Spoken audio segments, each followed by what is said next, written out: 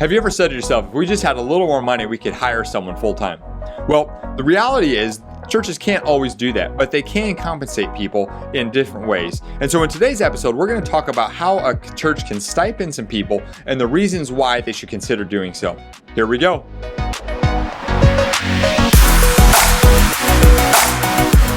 So in 2013, I was a part of starting Summit Park Church in Kansas City, as you know, and that was a new experience for me. I never had been a part of a church plant before.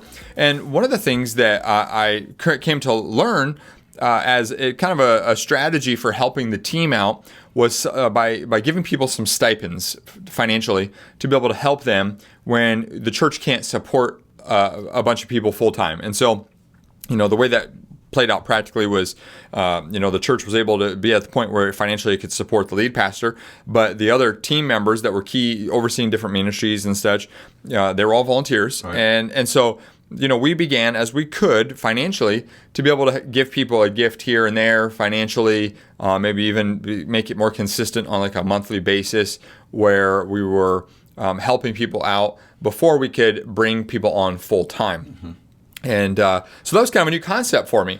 And it really is one of the things that we've started to share as an idea with churches. And that's what we want to talk to you about today here on this episode, because there are some ways that you can make this work and it can be a big win for you and for the church. Absolutely. And so specifically, we want to give you 3 reasons why to pay people stipends there at your church. And so, Dick, why don't you kick us off with the first one? Absolutely. And we're not saying this is an exhaustive list of reasons, but these 3 really would be very foundational for you to be able to put a good stipend kind of policy or set into motion for your church. The very first one is that stipends help you move quicker.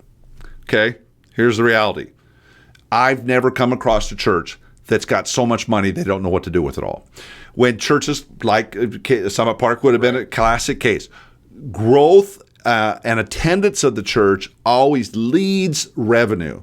It's never the other way around. I should say never. Seldom is the other way around, where money's way ahead and growth catches up with it. Yeah. So your church is growing. You need to bring some people on to help the pastor, and yet you don't have the money to do it. Yeah. And if you have to wait until you get enough money to bring a person on full time, well, maybe you'll get to that point and you can bring one on full time. Yeah. But if you'll utilize the stipends, you could maybe stipend 3 or 4 people. Yeah.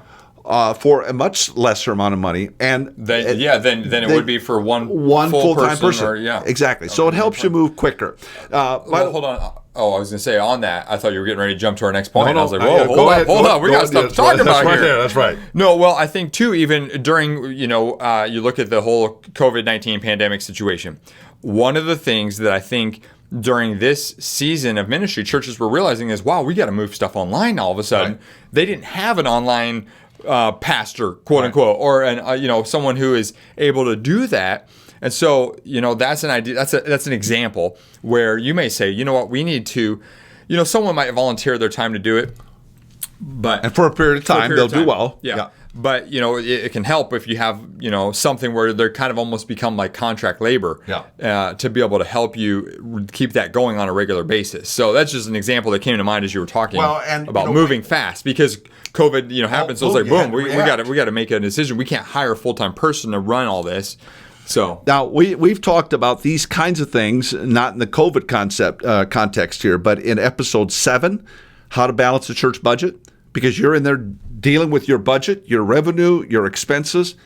Stipends can fit in much easier than a salary would in that particular episode. And episode 27, the top 4 places to cut the church budget. Now, you may be saying, cut the budget. Okay, there may be times where you're having to maneuver things around and squeeze it down.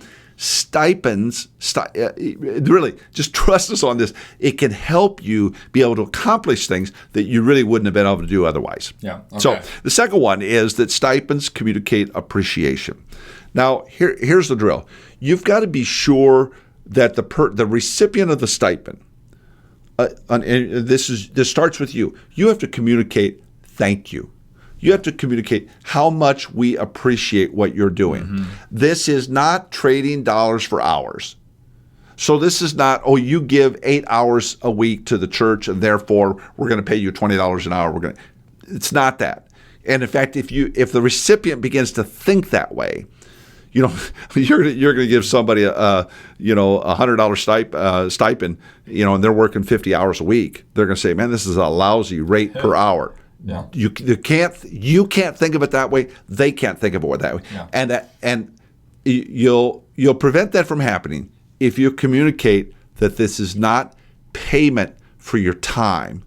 This is the church saying thank you for what you're doing. Yeah. Stipends communicate appreciation. Yeah. Another one, Jonathan. Well, and on that too, I think it's important that all of our viewers or listeners know on this whole issue. You have to, you have to sort this out with your CPA at your church, because it just can be sticky from an HR standpoint if you're saying that you're treating them like an employee, but you're paying them like contract labor. So that's something we probably should have mentioned at the beginning. Yeah. We just have to, we're going into this thinking in terms of more the contract labor type standpoint, where there is a little bit of the ability for you to do that. If you're treating them 100% like an employee, then you have to figure that out with your but because of the laws and all of that. So I think that's something we probably should have mentioned earlier.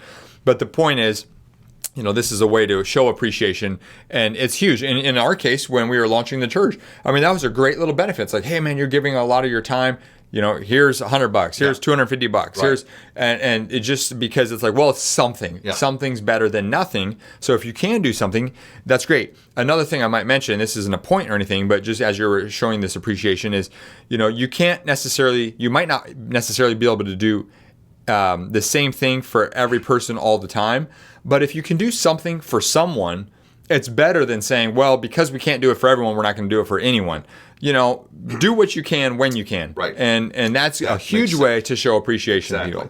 Okay, well, anyway, so the third reason we wanted to share today is that stipends can clarify expectations. Stipends can clarify expectations. So, it gives you a way to say, hey, here's what we're looking at, here's what you're doing. And this helps them understand their role, the responsibilities, the things that you've entrusted them to run with and to lead the charge on. Exactly. And so that's just a way for you to help clarify those expectations. So that way there's it's not muddy, it's not unclear or anything like that.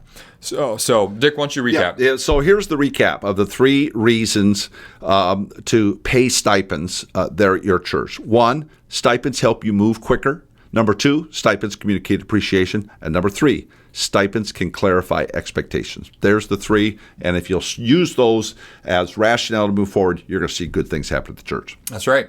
And as it relates to this, this is one of the things you've heard us talk about multiple times, but this all ties to developing the people in your church, especially your key leaders. And when we're doing things like this, these are ways for us to help developing, help show that appreciation, help be the leader that we need to be to them. Because the more we can lead the way and use creative leadership and creative financing to be able to resource these people and help them as they're sacrificing and giving so much to the church, that's an important thing for us to do. And one of the ways that you can continue to grow in your personal leadership is through the 5-Day Leadership Challenge. You've heard us talk about it. It's a 5-day, 15-minute per day challenge that you can do. Day 1, the day you sign up for it is day 1. It takes you through for 5 days. And so you can sign up for it anytime you want. Mm-hmm. And if you just go to Leaders.Church/challenge, Dick and I will give some challenges to you to help challenge you to be the leader that God has called you to be and wants you to be.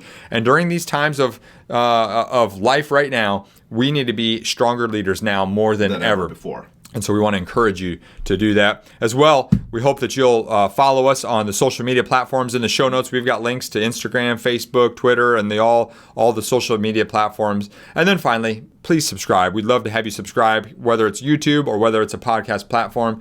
Make sure to subscribe and give that 5-star review. We love seeing those 5-star reviews. In fact, I want to share a 5-star review from Caleb2431.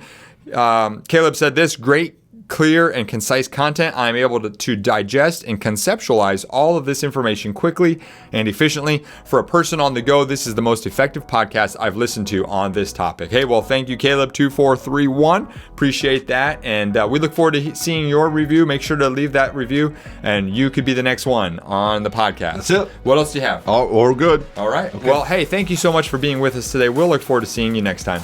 Take care. Hey, Jonathan here, real quick before you go. Everything in your ministry rises and falls on your leadership. So investing in your leadership is essential to staying healthy and growing the ministry. And that's why I want to invite you to join us inside the Leaders.Church membership. This online streaming service for pastors gives you access to more than 300 videos plus training material to level up your leadership and improve your ministry skills. If you'd like to do that, I want to invite you to go to Leaders.Church/boost. Again, that's Leaders.Church/boost. Well, thanks again for joining us on the Church Tips Podcast. We'll look forward to seeing you next time.